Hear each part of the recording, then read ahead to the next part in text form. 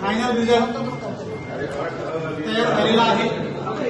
त्याप्रमाणे उमेदवार शोभा कोळी शाह एकूण मिळालेले वैध मते 7,740, भावनाताई घाणेकर एकूण मिळालेले वैध मते 9,210, रुपाली तुषार ठाकूर 593, नसरी इसरार शेख 116, वरीपैकी एकही नोटा 206, एकूण वैध मते 17,865, प्रदत्त मते 4।